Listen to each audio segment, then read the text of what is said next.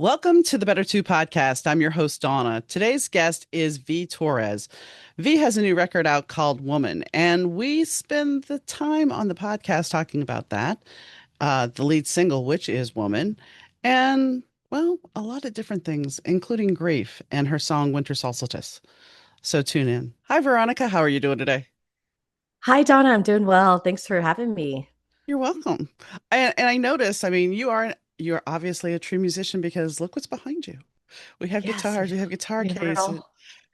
So Yes, I actually I just moved and I used to have them hanging on the wall, so I miss that. But I have plaster walls here, so I can't hang them up because I'm scared they're gonna fall. But I miss it because it felt like a big hug when you had all the guitars on the wall. oh, I'm sure. I'm sure. I mean, and it also gives it a nice aesthetic, you know? Definitely, yes.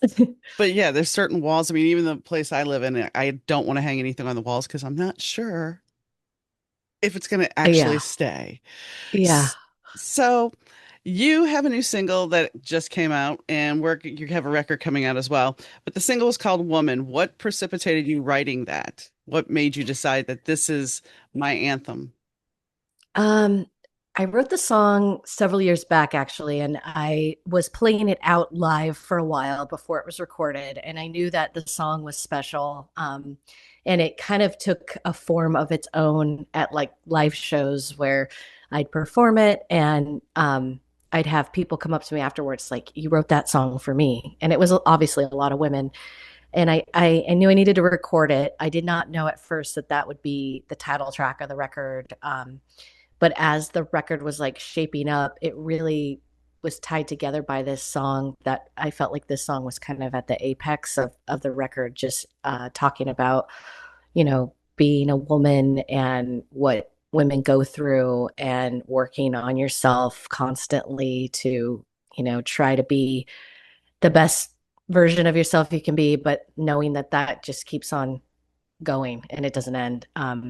So I wrote it and we recorded it, and I just felt like it was a really really strong song, and it should be the title track, and the record kind of formed around it a little bit. So Isn't it always amazing when things just kind of fall into place like that? It's like you don't have necessarily the concept, but then it all generically melds into one where you need it to go. yeah, it's really interesting, and you don't plan it, and it just kind of happens. And this whole process of making this record, I did not know that it was going to be a record, but everything kind of started falling into that uh narrative, and it just happened, and it wasn't pushed, it wasn't forced. And I honestly had to like let go of my expectations of what it was going to be, because I planned on doing, a few singles, and it just kind of kept growing and taking longer. And I just said, I surrendered to this process at this point, and I was in a point in my life where I could do that. And it ended up being, it's beautiful when you actually get to the other side and you're like, okay, all those things that happened, they definitely happened for a reason. Yeah. As a writer, it's the same thing for me. It's like it has to flow. And if it doesn't flow, you know it doesn't, and you kind of pull back and you kind of navigate and retool. And you're talking about the fact that you're always trying to improve yourself as a woman. And we're constantly being sold and told what we need to do and how to do it and how to age. And you better do this if you're aging. And at a certain point, you're going to be put out to pasture. Yeah. And I think it's important that we kind of, because it's not only women they're going after to do this, it's the men too. And when it's becoming detrimental, we have to stop and look and go, hey, is it okay? Is it all right? Um, I had I'm almost 60, and I had this big fear of losing my hair because it was thinning because of a thyroid issue, which that's another thing we don't address. And I know, what has this got to do? It kind of ties in. So we deal with these issues that were placed in front of us, that you have to look a certain way, you have to be a certain way. But your health will start coming into play as you get age. And nobody talks about that aging, when your health starts to change, you can't fight it. Yeah.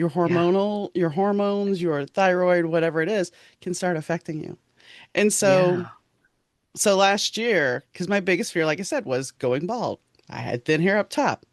So I had cancer. I went through chemo, and I had to make the decision whether I was going to go bald or I was going to hide it. And I shaved my head. Wow. And the thing is, yes, I wear a wig now, but my hair did come back, and it came back thick, except for where it was thin before. And so now I'm grappling with this whole fact. It's like I can pull off going bald. And so do I want to Yeah. do that in my normal life? Because Yeah. I know hair is a big thing. We all know this. Yeah, I mean I'm sorry you went Mm-hmm. through that and you're going through that, and I think yeah, it's you know, where do we lie in that place of ego and what we care about, what other people think, and then just like who you are. And it's so hard to cut out all the noise and just be like, yeah, I'm okay with this thing. And then you do it and it's like nothing, no one cares. It's like it's Yeah. really beautiful, but it's so hard. It's a huge part of your identity. And like you said, when illness comes or hormonal changes, things that you can't control, and it happens for everyone, but women go through a lot of things, and sometimes like maybe there's like not a reason we can pinpoint, like I can't tell you I have this disease or this thing, but I feel like shit. And it's really hard for me right now, and it's like you almost have to prove yourself or something, Hmm. or over explain, or and it's just so ridiculous, and it's like, why can't we just be? And no, I don't feel good today, and I don't have to tell you why or explain myself, but it's hard, because I think we're all raised a certain way, and we're as women, I do think we take on a role a little bit of taking care of people, and just naturally have a lot of that, and some men have that too, obviously. But as women, I think there's this instinctual part of that in our lives. And a lot of times, even I don't have kids, but, a lot of women do. And in the song, I kind of touch on that because it's like your whole life, you're taking care of these little people that turn into adults, and then at some point they leave you and you're on your own. And what does that look like at that point? That must be such a hard feeling. And yeah, I just think there's so much to this that people don't talk about, and um I think people are starting to talk about it more though, which I think is really interesting and great. And you see like a lot of podcasts where we're talking about women's health, we're talking about menopause, we're talking about peri, we're talking about diseases and things that people just had no idea, were going on. So I do like that I'm seeing more of that out there now. Well, and that's the thing. I think women have been dismissed so much when it comes to their health care, when it comes to their identity, when it comes to their role. I mean, going back to the hair thing real quick, it's like how many times especially when I grew up, you were presented with the girl with the long, luxurious, beautiful flowing hair. I never had Mhm. that. But then you don't equate that. But then when you think about it, here, and this is, of course, my generation, we gave you a Barbie. What does Barbie look like? She's cute, blonde, and she's perfectly proportioned. You're never going to look like a Barbie. Yeah. And before you used to have the whole of, well, we airbrush the photo. Now we can just create a model and she's never going to look the same. And I mean, I saw a gentleman recently. He was a male model and he posed for pictures and everything for a professional campaign. When he went to the store, his image was lightened because he was an African American male. His image was lightened. His face was contoured differently. He looked nothing like him Wow. because it Yeah. was morphed in AI. So when you're looking at those things and going back to the caregiver role, as women, when we're taught as girls to play with dolls, we're taught to play with baby dolls, we're taught to nurture. Boys aren't. Yeah. And they make it seem wrong if boys learn how to cook and everything else. However, my husband, one of my best friend's husband, or my late husband, he loved to cook. And so why do we take those things and put them into norms? Why do we have to do that? Why can't we just be a single woman if you don't want to have children, you don't or you can't have children, why can't we just accept that? Yeah. I know. And it's It's go ahead. Yeah, yeah, no, I think I agree. And I think it is changing a little bit. I think, it was hard for my parents when I told them, I'm probably not going to have kids, and I'm divorced. And I never wanted kids, to be honest with you. I think because I grew up feeling like I was running around taking care of people, and I just felt like I need it's my time now, and I want to focus on my music and create and be an artist. And when I got married, we were on the same page, and then it changed, and he was like, I do want kids, and I don't want to be an old dad. And I'm like, but that's not really what I want. And that was a hard moment. That was part of our split, wasn't the whole reason, but for my parents, just that, especially my mom, it was hard for her to accept that, like, are you sure you're not going to have kids? Like, that's what life's all about. And I'm like, I get that. And I'm so happy for people who want that. And it's, I have a different lifestyle and a different joy that I'm getting out of making song babies and things. And, my sister has three girls, and it's so amazing to be an aunt and spend time with them and see, little people that look like me too. And I get all of that, but it doesn't have to be like that's the end all be all. And that's the reason why we're all on this planet. And I think people are talking about it more now. And this, I'm going to be 42. So my generation of late, I guess I'm a late millennial, or maybe it's a different generation. We grew up, we graduated college when there was a financial crisis, and things were different. And, we're not buying homes. It's a different world that we live in. Um, and I think it's becoming a little bit more understandable now. But I feel like I lived in that path of, here's what you're supposed to do. Here's the boxes you're supposed to check. This is what you're supposed to get done. Well, and That's go ahead. go ahead. No, No, you go go ahead. ahead. Sorry. I was just gonna say that's the scary thing about now is because we have allowed women to have this other life. And now we have people that are, and I'm gonna say it as it is, making a corporate traditional wife. Because these people that are traditional wives, if they're making videos and everything, are they really traditional wives? I, Yeah, right. Are they doing the traditional wife things at home? Yeah, mhm. probably not. It's I, it's very interesting.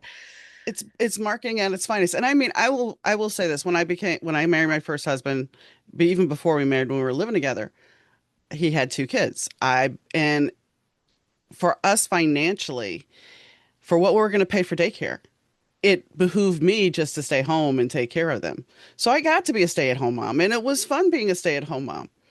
But I also felt like at a certain point, my life was stagnating.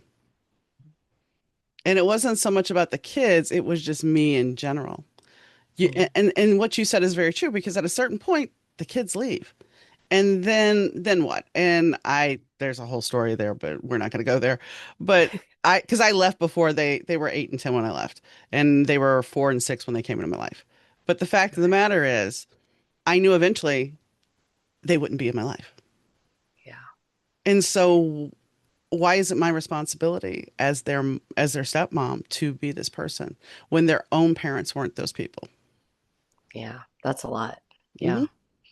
So I mean, I think we can pull back if we don't succumb to the traditional family that is being sold to us because that's exactly what it is.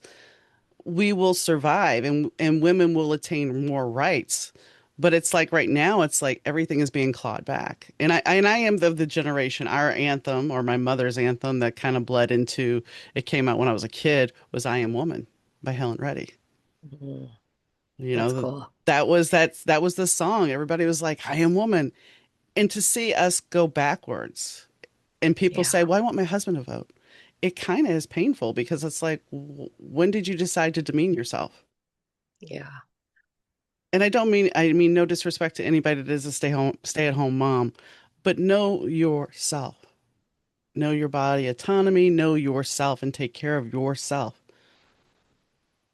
So, Yeah, I think taking care of yourself is it's hard to sometimes, because it's very distracting to um, not look at it and not look at all this stuff. And I spent time not looking at it, and it just builds up, and it's hard to really peel back layers and uncover things. And I think some people may never do that, and some people do it a little bit. It just depends on your journey. But I do think when you do that work, it does help you understand so much more about yourself, which in turn makes you just have better relationships with everyone, but starts with you. And the song's kind of about that too. It's just like you're never going to get to that like place of, oh, everything's going to be perfect. Everything's going to be the thing I wanted it to be, right? That's never going to happen. And accepting that and knowing that you're going to have to continue to work and not stop that process is kind of the song. It's like my work never ends. It just starts over and over again because it's true. And it's hard to sometimes accept that. You're like, I just want a break, or I just want to like be okay for a little bit. But I think accepting that thing where it's like it's never gonna be that picture perfect, and I'm not even saying picture perfect, but the expectation you have is it may never happen, and accepting that I think is important, but it's hard. Well, I mean, you're sold as a kid, you're sold this idea of these are the ideals you're supposed to hit, especially as a woman. And your generation, you had before the crisis, you had hope. You had the ideals of, oh, I'm supposed to buy a house, I'm supposed to do this, and that's been yanked away. Yeah. And there comes a point where it's like, yes, you are just over everything and you're just worn down, but you have to continue to have hope, because if you don't have hope, even if it's just to make another song, to see the joy on somebody's face when they hear that song, or them coming up and saying, you wrote the song for me, there's a reward in that in itself, and that, I would hope, gives you hope and motivation to Yeah. continue. Yeah. I feel like it's like the little bit of magic of life. And I was raised Catholic. I'm not practicing Catholic at all anymore, but I am very spiritual, and I love thinking about that stuff. And for me, it's like if you don't believe in that magic, or you don't believe in that hope, whatever you want to call it, like then it just makes everything just so depressing. And you're sitting in this place that just continues to be sad and like worse, and you're negative and you're drawing negative energy towards you. And I think you have to believe in that. Like that's why we're here. Like this is all like a big video game, and there's a lot of magic if you let it happen, right? Yes. Yes. And we're always trying to that's I've said that so many times about it being a video game, because it's like, okay, things are going well. I've defeated everything. Oh, here's the big boss. I got to fight the big boss again. Yeah. Oh, here we are again. Okay. Defeated him. Yay. Oh, we're back on it. Level 5 warp level or whatever it was in Exactly. Nintendo. Yeah. It's like it's so funny because it's it's I think you change in your mentality of it sometimes because of whatever's happening, and I try to stay positive in that space, and you know but things can shake you up and take you in and out of it. But it's like if you don't believe in that, like we all have that little magic, but if you don't believe it, then I don't know, life's got to be more boring for you. I don't know. I, well, I mean, like going through the battle, it's so I don't know where you stand politically. I'm not going to go there, but it's like we have the shit show going on. And last year, I'm diagnosed with cancer, and I have to have a hysterectomy, which is Oh TMI, I'm God. sure. But here's the thing, it was fine. That was like a cakewalk. But anyway, I told my friend, I said, well, if I'm not supposed to be here, I have an exit on the operating table. I already know that. So if I'm not supposed to be here, she's like, you're going to be fine. I'm like, yeah, I know, but I have that exit, because really we do. And then I was thinking, so why am I battling cancer when the world's going to hell? But the fact of the Jeez. matter is, you have to keep going to see what you're going to do. You have to keep going because you don't know. And that's the thing, I think, when people commit suicide because they are troubled, they don't realize how it is a ripple effect. Even you being, us having this conversation, somebody could tune in and it could hit them in a different way to make them see something. So it's Mhm. like you have to look at the bigger picture and just go, okay, maybe life's crap right now, but I have to keep going, because tomorrow, well, it might be a better day, even if it's for Yeah. 5 minutes. Yeah. I mean, again, I'm so sorry. Yeah, That's a really hard situation that you've been through. And I guess for you, how did you, if I can ask you, like, for you, what was it that helped you see, like, okay, I need to keep going? Like, was there a thing, or was it just that bigger picture thing? writing, writing and doing Writing. the podcast, because um I really couldn't do anything else. I couldn't really go anywhere because you're immunocompromised. And I got to a point where I was seriously immunocompromised. And so I would come in here and leave just one light on and I would write. And Ray, who is in charge of Ray B public PR, Yeah. he and I had a good relationship. And I told him, I said, have faith in me that I can do this. So I was doing the podcast bald and everything. And finally, it got to a point when my immune system was so bad that I had to cancel one show and take a break for a month. And he understood because he's been friends with people that had cancer. So he understood completely. But those are the things that kept me going. It wasn't Wow. so much that I was going to get notoriety or anything like that. It was the fact that I had the connection, the communication, and the words when I would sit down and write, they were just coming. That's amazing. So it's those things that you have to find. And just as a musician, it's like, what motivates you? Well, if I get up and I know I got to, maybe today sucks, but if I get up and my song or my book for me or this podcast touch one person, then that's what matters. And I don't really get a lot of feedback from people about the podcast. They listen, but I don't hear anything. But I did this one episode during that time, and this girl was just like, "This is such a great interview. You've delved into a lot of things most people didn't." And that makes it rewarding because when I do this for you guys, it's like I want people to know the real you. I don't want, Hmm. let's just go. How many other people are you going to go talk to that's going to talk about your music? Right. Where we can get to know a little bit about your story, your songs, and what created it, but also about you as a person. Yeah. No, I really think that's amazing. And I I listened to the interview you did with Tracy Bonham, and I thought that was really special. And it was a great insight to her and her career and just even having a career later as a musician too. And I really resonate with that because when you're, like you said, writing or, creating, there's a spark, there's this energy inside of you that is connected to more than yourself. And that does feel really fulfilling. And so, yeah, that's so cool that's helped you get through some hard times. What was interesting is I've talked to Trace. I've had the fortunate ability to talk to her twice. Once I Cool. talked to her, I didn't have cancer. We talked about her cancer journey and everything. And then when she came back on, I had it. And so Wow. it was a different interview. Um, and it was like as soon as we logged in, she immediately was like, how are you doing? Are you okay? So it's like that's the other thing about doing this. When people come back on the show, there's a rapport. We've talked before. And I keep an eye on the people that come on the show because I want to see you guys' career succeed. But she has gone through the gamut, and yeah, that's the thing. You can decide to give up or you can decide to keep going. And talking to a lot of musicians that are older that even had their heyday Yeah. and they're still trying to continue on and how it's not as easy is an interesting thing because we think, oh, you had a hit record, everything's good. Not in all cases. Yeah.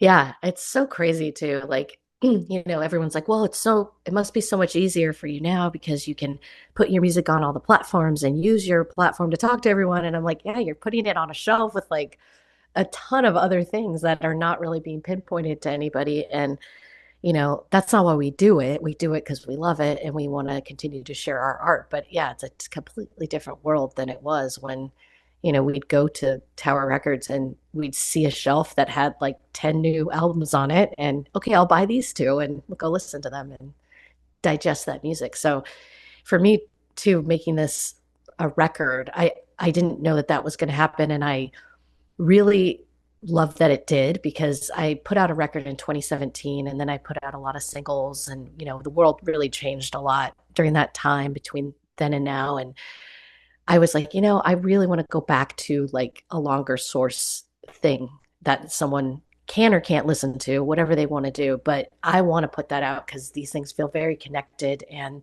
they were strung together in this way that really felt like they needed to be a record. And so it's been really neat to go back to that and you know, people ask like, well, do you think people even listen to records anymore? And I think they do. I think there's been a resurgence in vinyl and people just needing to stop the noise that's going on all the time.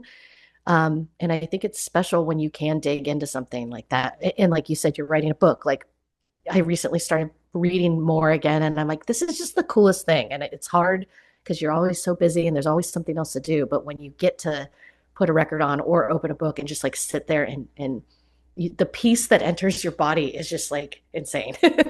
You're taking on an adventure. And the thing about this, and yes, there is a resurgence in vinyl and everything. And I've had the discussion because yes, generative AI has become really a beast, not only for my industry, but your industry as well. I mean, even the podcast industry, we can have a generative AI.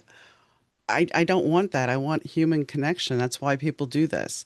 Um, but there's the whole push of Gen AI. We have generative AI music. We have and it's like, when is the one thing that is missing out of all of that is the human connection.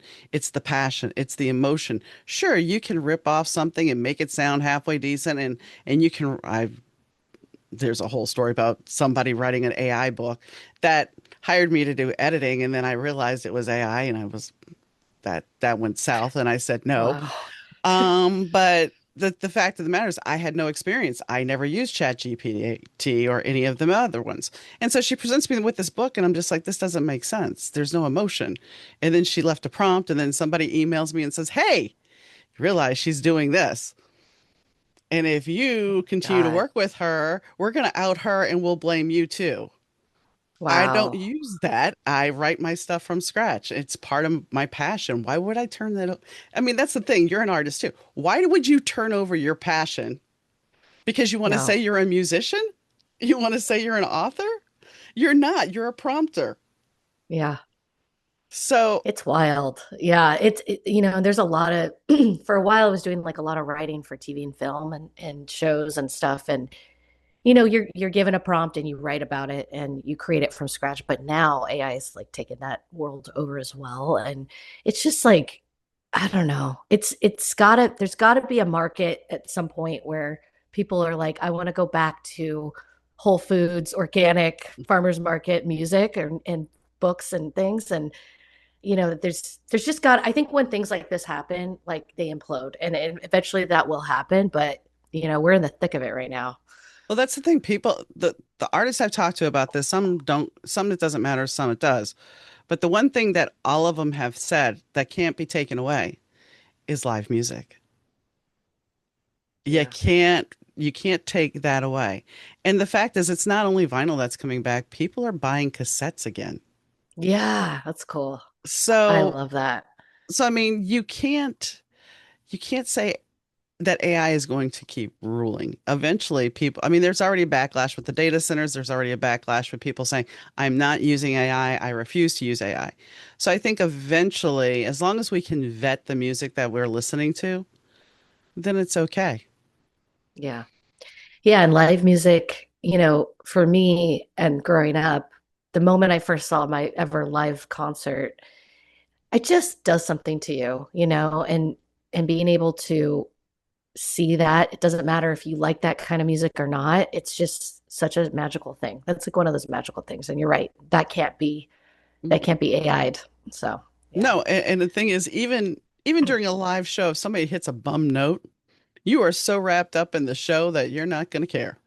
No. And a lot of times if it happens, the musician will like do it again or something that you're like, oh, that's part of the song. It's cool what people do. And I mean, I've done that too. But yeah, it's really neat and it's neat to see the imperfection too and hear the cracks in people's voices and the human element to it. I love that. I love all kinds of music, but like for me, it's like a songwriter that has like a very unique voice that may not be the best voice in the world. To me, is like way more intriguing.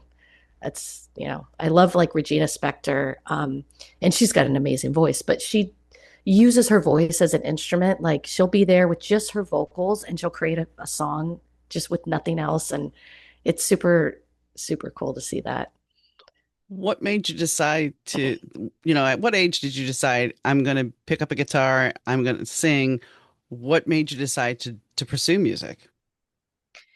So I grew up, sorry, I'm at the end of a cold, so That's my voice is a okay. little iffy, but I actually grew up an athlete. I was a serious basketball player. And um, that was my life from like the age of maybe 7 till I was graduating high school.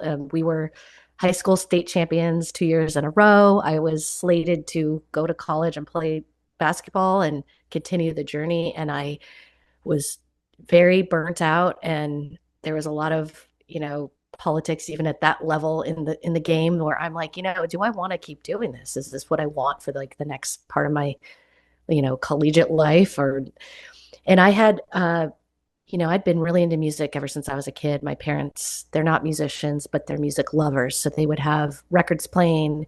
My mom was really into music, and ever in the car, we'd, have the cassettes playing of, all the grunge rock that was on K Rock at the time. And when I was 11, I was like, I want a guitar. I want guitar lessons. So they bought me like a really cheap little guitar. I'm left-handed, and my sister is too, but I play guitar right-handed. My poor sister can't play it right-handed, but she had a right-handed guitar, so she had the shaker. And we'd go to our guitar lessons, and my mom saw that I was pretty serious about it, so I got like the better guitar when I was like 11, and I was really into it. And so I would play, take my lessons, but I didn't really start writing until my basketball career really ended. And when you're involved in sports, it takes up, 90% of your day. And I was like, what am I going to do now? Now that I'm not doing this thing that I've always done and,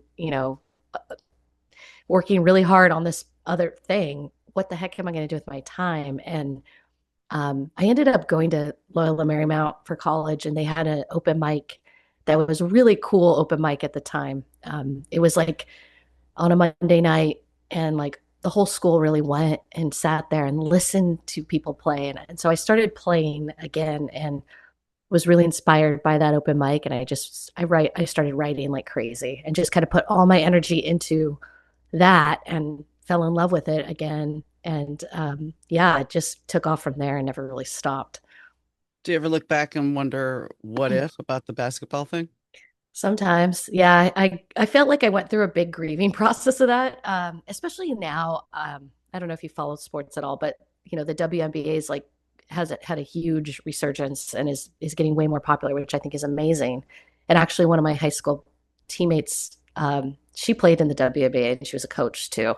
And so when I would go to the games and stuff, I felt like, dang, maybe this could have been part of my journey, and I do miss it. And there's like this podcast that I just met these people who have this podcast called No Former Athlete, and they're like, we'd love to have you on it because there is this weird thing that you go through as an athlete at whatever level you're doing it. I know I didn't do college, but you do kind of feel like a part of you is dead, and there's like this huge chunk missing. And so sometimes I do think about that. But again, at the time, like WNBA players were making no money. It wasn't a big thing. And I'm like, what am I going to do? Like, how am I going to make money? I had a lot of pressure about, that part of my life. And so, I go to college and start as a theater major and then turn into like an accounting major by the end of it. Cause, I got to get a job and, and so forth. But I do miss that part. And I have felt grief about that part of my life because it is such a cool world, being an athlete and working together in a team. I was the point guard, so it's like the person who's creating all the plays, and I love working together with people like on a common goal. I really light up with that, and I think that's why I like playing in bands too. Um, so I do miss that, and I do think about it sometimes.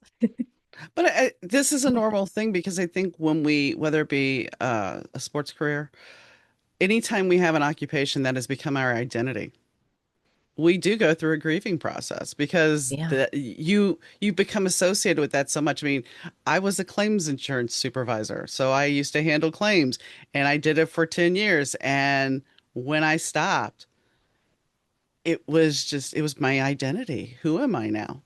Yeah. And that's the thing. I think we're taught that our outside, what we do, whether it be a musician, writer, whatever, that's who we are.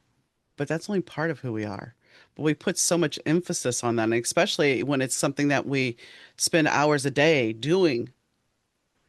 Stepping back, it's kind of like, okay, so now what? Like you said. You got to figure it out, and it's not always easy to. Yeah. It's so interesting. And I've, with music, I've grappled with that because there's been points in my life where I kind of like was like, I'm just going to hang this up for a while and take a break. But it can't, like, it's a different thing because it's not like what I do. It's just a part of me. And, Hmm. I don't define the success the same way that I used to with music. And so I think it's interesting to just go through those iterations in your life and understand it. And even with you, when you were, stay-at-home mom with your stepchildren, you probably had a bunch of that happen after when you stopped doing that. Like there's a lot of you do these things. And I mean, not to bring that No, back up, no, but it's yeah, true. yeah, It it's like who are we, even if you have like a parent pass away or something, like I was a daughter, I was this, it's mhm. there's so much many layers to things like that, and it's hard to see.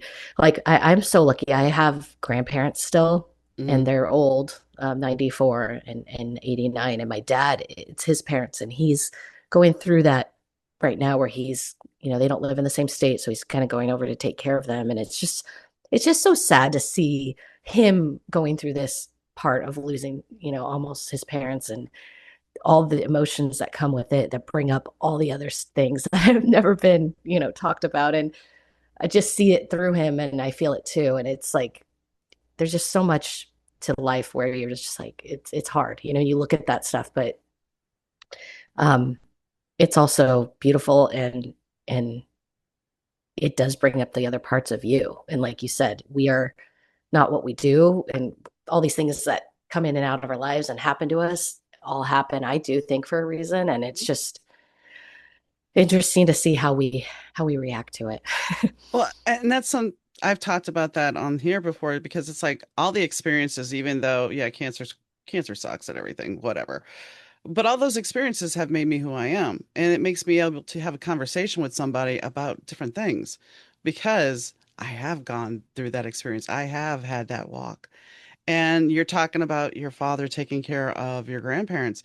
That is, it's a heavy thing. And the problem is older generations, especially when it comes to men, are taught stuff your feelings. You're supposed to man up. You're not supposed to have any emotion. And it's like, but there's a process for grief. When my dad, I flew down to New Orleans because my dad lost my grandfather. He lost his dad. And I was supposed to stay there for 3 days. And all my cousins were staying at my grandma's house. My, after the funeral, my dad says, "You're getting on a plane tomorrow and leaving." Because he did not want to, and his girlfriend at the time told me later, she's like, that's because he didn't want to see you up. He didn't want you to see him upset.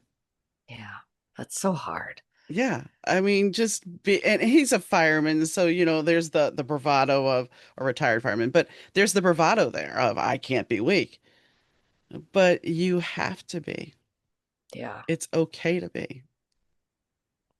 Yeah, I see that with my dad too. Like I try to talk to him about it, but he doesn't want to talk about it. And he actually lost it's his stepdad actually, because he lost his father when he was 3 years old. So Mm. there's so much to this layer of stuff. And you know, it's just it's hard to see your parent not show those emotions, and then he does from time to time, but it's hard to just, it's all in there and it's all happening. And yeah, it's hard when they don't want you to see it either, like you said. Right. I mean, it's the whole mantra of I'm supposed to be strong. Well, there's a certain point when you're not. And Yeah. that when my dad lost his wife, my stepmom, when he lost her, she died in his arms. Oh my God. Which there's multiple layers here because he's a fireman. He got the key to the city of New Orleans because he saved somebody. And here he is, he can't do anything for her. So Wow. yes, he starts drinking and everything, but I'm going to be honest with you. Because he was drinking, he was the most honest I have ever heard him in my life. Wow. Yeah, there's no Because filter. exactly, the truth serum has made it work and he is just venting and pouring his heart out. Yeah. So while I Wow. hated that he went through all that, for a brief moment, I got to talk to him as a real Yeah. person. Wow. That's huge. But you don't really think about those things. You don't, you know. Yeah. And I think the other thing, because we've had our relationship that's very distant most of the time, and he doesn't live anywhere near me. But after I got diagnosed with cancer, he texts me every day now because he can't hear anymore. But he texts me every day and makes sure everything's okay. Granted, the conversation's changed now that I'm in remission, but for a while, I mean, every day, are you okay? Everything's okay. Wow. So, I mean, like you said, things happen for reasons. And you watching your dad, and this is important because you watching your dad go through this, you know what also you're gonna have to eventually go through, Hmm. Yeah. which isn't easy.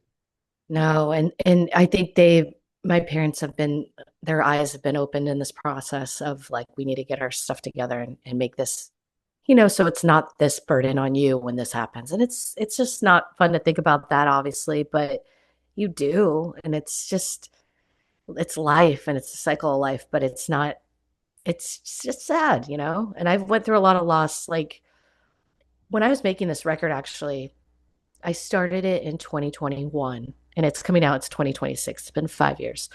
Um, Two of my close friends passed away that were also tied into the record. And it just was a weird time because I had lost people in my life. But not, and I'll say not just two, three actually, because my mom's sister passed away too during that time. So it was like during this time, the first time in my life, the people I was like really close to passed away. And I'm fortunate that I hadn't gone through that, I guess, prior, but it really did um, bring up a lot. And, I had the reason I started the record with the person that I co-produced it with, my friend Steve, is he was working on a record for our friend Kevin.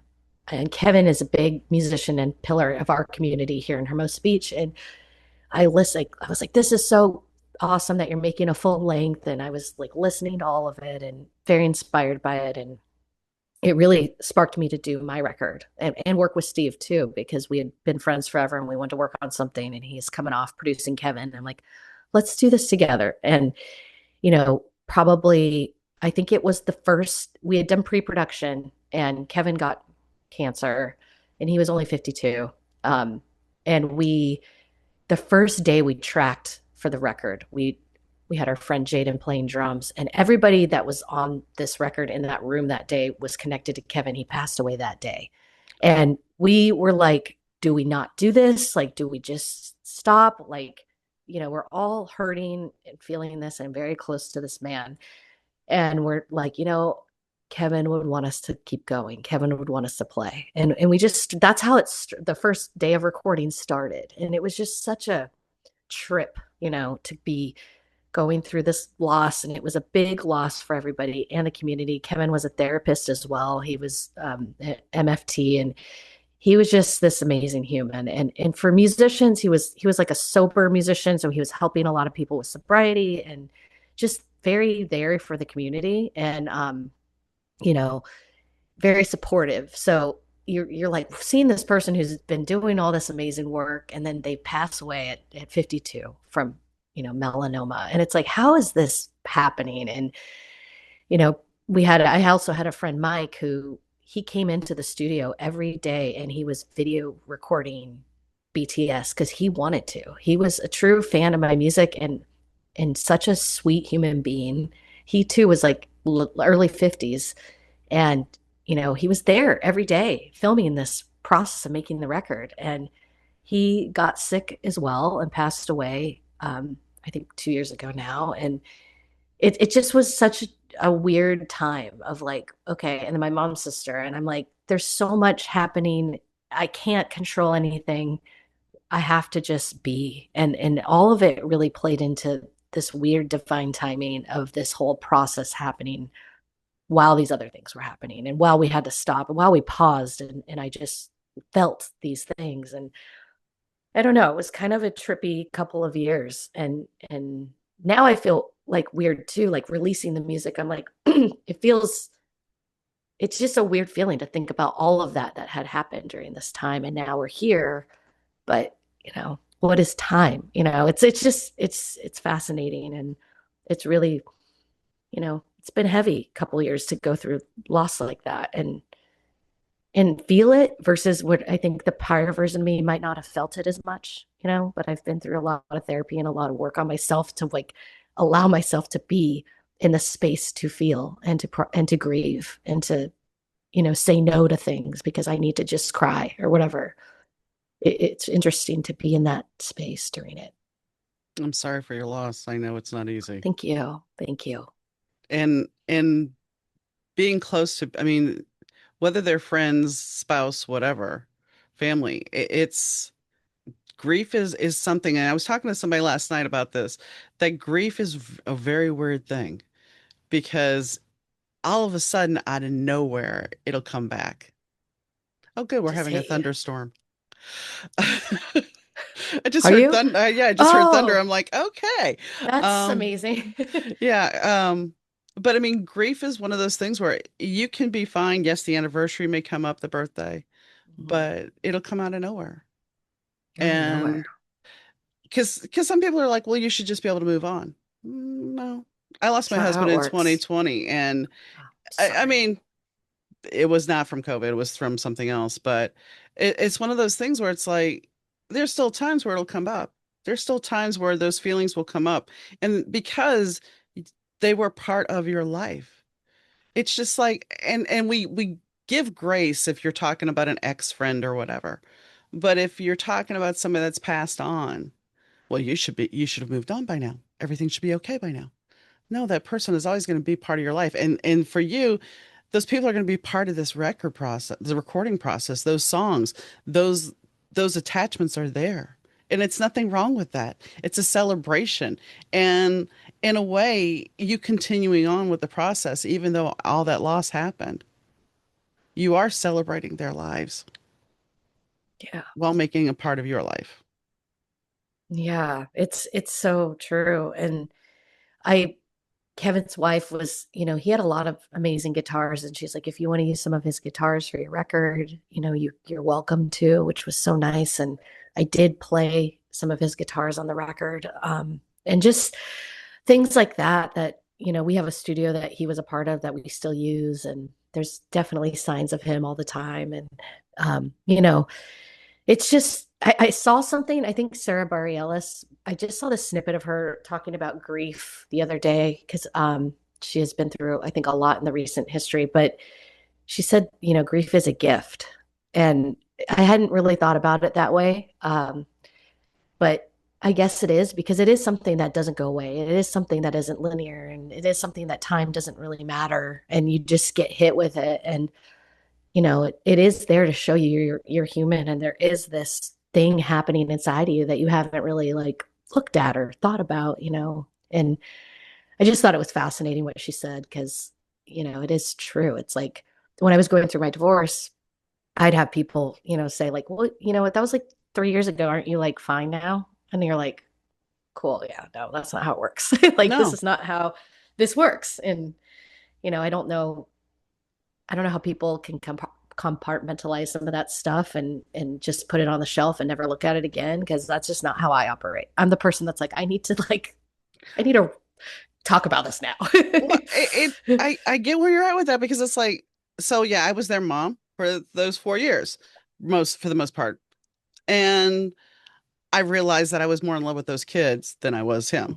But Oh, that being said, that also being that mom and then going through that loss kind of formed me to, it was hard for me to be around kids after that. As much as I I bet. love children, it was hard for me to be around them. And so I don't have any biological kids, but that was my choice. And the fact of the matter is, when you go through something like that, it does form you. It does, you see things that you remember that they like. There's all these little emotions. And even though I knew they were still alive, there was still grief attached to that.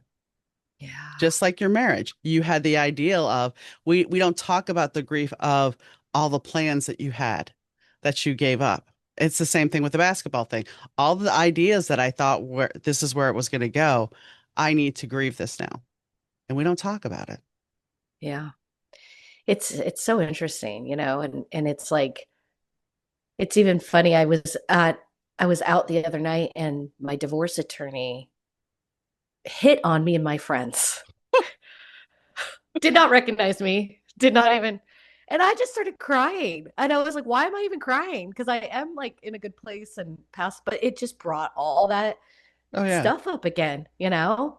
And I just was like, this is so interesting how life can just be like, haha, like I still got you over here. But it was fascinating, because I was Well, sad for him too.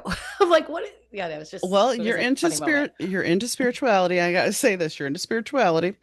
And I don't know where you're at with astrology, but we are in Mercury retrograde, and Hmm. Mercury retrograde tends to bring back the past so we can re-examine it. So maybe there's just a little bit that you still haven't worked through with that.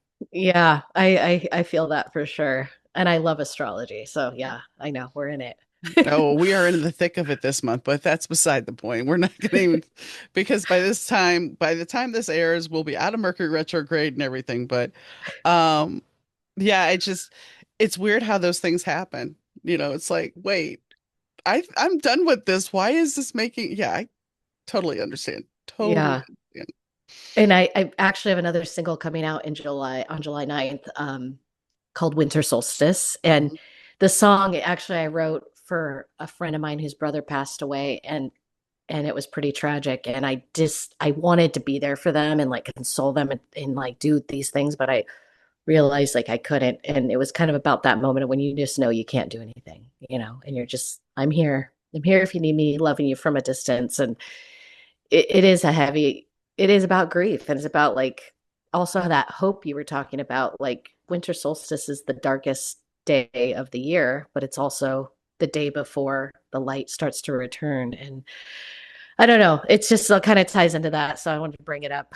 No, I'm glad you brought it up. What is your favorite track on the record? um, I think I really like the last song. It's called I Know Nothing, and it's very stripped down song, kind of about getting older and knowing less and Which is just being, yeah, like accepting of that. which is interesting because everybody's like, "Oh, well, the age comes wisdom." It Hmm. does, but then you hit a certain point where you revert back into being a kid. And That's really, yeah. I know this because my two grandmothers after Katrina came to live with my husband and I. And one was 76 and the other one was 89. And they would tell on each other. And they would do things to each other. And it's like, I would hear, "Do you know what your grandmother did?" And I'm like, "Are we five? What's going on here?" But it was very much, and it made me realize that as we get older, we do revert back a little bit. And it's kind of cool because it's like you take off the things that were put on you a little bit, and you're like, I thought I knew all these things. I've been working on, knowing myself and knowing this, but it's like you kind of go back to just you. And it is, I think, you as a kid. I think that's kind of a big part of life. You just, all this stuff clumps on, and then you're just like, all right, let's go back to who I was. Which actually, you made me think of something because as a kid, we are very intuitive. We embrace the unknown. We see things. We know we have knowing. And when you think about it, as people age, and I mean, my grandmother at one point, she was near death's door and she was seeing her mother. And I had never met her mother died when she was a little kid, so I never met her. Wow. So she was talking to her. And when I look back now and think about it, it's like, so because we strip all that other stuff down, does our intuition become even more honed? Right. Yeah, I mean, like you get so jaded and you get so influenced and there's so much noise, but like when you turn all that off and you go back, I think so. Hmm. I think we have that intuition. We're born with that, Yeah. that knowing for sure. Yeah. Yeah. And if you trust it, it'll lead you to the right place. And even if it's not the right place you think it should be, there's a lesson there for you. Yeah. The Back to the video obstacles. game. Yeah. The obstacles that create the lessons. You're like, okay. Let's Yeah. play some Zelda now. Um, so are you planning on taking this out on the road? Yeah, I want to. I'm playing some local shows here in LA. But yeah, that's the plan. I don't have a tour set up right now, but that is the goal to get this in front of more people and hopefully the right, people who enjoy this music. And I'd love to play with a bigger artist that's similar to me because I feel like that's a good way to kind of get out there. So working on that. But I have a couple local shows in LA in July and August, and we'll be announcing a record release show in September. So I'll let you know about that. Maybe you should reach out to Tracy. Granted, I know she's coming off a tour, I think, but That would be amazing. Yeah, yeah. I would. That would be really cool. I'm a huge fan. And I started, after I listened to her episode, I started listening to her new record and really was enjoying it. You should go back and listen to the first episode too. She was good because she talks about the Okay. ballet and everything else. Um, Dream gig. If you could play anywhere in the world, where would that be? And second question, if you could collaborate with anybody in the world, who would that Oh be? man, hard questions. I would love to play at Red Rocks. I went there last year for the first time, and it's just such a magical venue and outdoor. I don't know if you've been there. It's in Colorado. It's like within like these like red rocks, and it's like Oh, built into. It's beautiful. a good play. If anybody wants to know that hasn't seen it, YouTube filmed a video there. I forget what Oh, song it is. Yeah, okay. YouTube has a song when they were in their early careers that they Like filmed a filmed song. at that space. Yeah, Okay, I'm yeah, gonna go look yeah. that up. Yeah, I went last year to see two shows there, and everyone had talked about it, but when I was there, I was like, this is special. And if you were a performer, like looking up at all of that and just being in that, I feel like it would be really cool. So that'd be a dream venue, and a dream collaboration. I love Jenny Lewis so much. I don't know if you know her, but she's in a band called Rilo Kiley, and she's also like a singer songwriter, does her own stuff, and I like look up to her so much as a songwriter, and I think she's hilarious, and I just that would be a really her or Beck. Both of those people would be a dream collaboration. I love Beck's production style and his writing. Um, and I think he's produced some of her stuff too. So yeah, that'd be cool. Once the record comes out, what do you see as your next steps? Are you going to continue making music or are you going to go try something else? I'm only asking because since we were talking about diversity. Yeah. I'm really enjoying this release part of it because I feel like I spent a long time working on the writing and the producing part, but I have been writing other music. So I'm looking forward to kind of recording some of it. It's sounding a little different, it's feeling a little different, and it's just fun to explore that. So um, I hope I'll be continuing to do that. Well, let's see, it's important to to be diversify. That's not even the right word, diversity. But it's important to be diverse because the whole fact of the matter is as you change things up, you gain more audience. Yeah. Yeah. And I think if you're inspired to do it, then keep doing it. And if it doesn't feel like inspirational anymore, and you don't feel like doing it, then take a break and be okay with that. And it's hard to do that sometimes as an artist, I think. But for me, it's like it's fun when you're in that like precipice of creating something and it's not even created yet, but you're like you have that fun, like intuitive feeling that this could be really cool. That part for me is the funnest part, I think, to feel those exciting moments of like, what could this be? Like it's Mhm. something. I don't know what it is yet. I think for me, that's my favorite part, creating. Is there anything you'd like to add that we haven't discussed? Um, Man, I think we talked about a lot, a lot of things I didn't know we were going to talk about, which I love. But yeah, just grateful for you sharing this and sharing the song and for everybody who's listening. I appreciate it. Well, thanks for coming on. Yeah, thank you. Veronica seemed surprised that the conversation went where it did. And the thing is, I didn't expect it to go there either. I did not expect that we would be talking about grief. And I think there's a bigger picture of grief because we all assume that grief is about death. And it is. I mean, don't get me wrong, grief is there when someone dies. But grief is a much bigger picture. Grief we have grief of law, grief of a divorce because all those plans, all those ideas, all those dreams that you had, they're gone. We have grief of being a parent. And that is very weird because when you think about it, I mean, for me, as I said on the show, I made the choice to leave when they were young. And do we ever discuss about, we said, oh, empty nester, when kids go off to college. But the fact of the matter is that really a right way to describe it? Or is it the grief of that part of your life? You're not going to be the mom, dad. You're not going to be that all the time. Things have changed at that point. So we have to look at the bigger picture and go, okay, let's see where things fit. Then you have grief of a job, especially if that's been a long-term job. Or in her career, her hopes to become a basketball player. Granted, she was burned out and she made the choice to walk away, but there's that grief. So we have to look at grief as not just this one thing that deals with death. Grief comes in many forms, shapes, and sizes. And we have to really look at that because it is an emotion that creates sadness and it can create joy. And I know that sounds weird, but when we grieve certain things like the loss of a job or the loss of our identity, as far as, I was this claims adjuster. When you finally come to terms with that grief, and that's not something that necessarily is going to come back, but it might.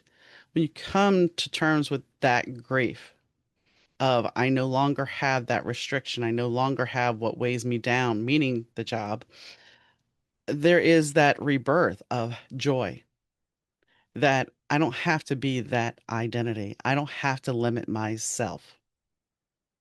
And that's when you have to say, okay, I release it. So I would definitely check out V's record. I think she has a lot of talent, and I feel that you're going to enjoy it. So definitely check it out. There's a video for Woman on YouTube, and I'll put a link in the show notes. And definitely, definitely give it a shot. It's worth it. So on that note, I'd like to thank V for coming on the show. I'd like to thank Fast Susie for the intro and outro music.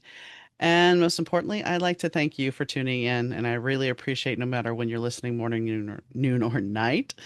I really do appreciate it. And I'll catch you next time, guys. Bye.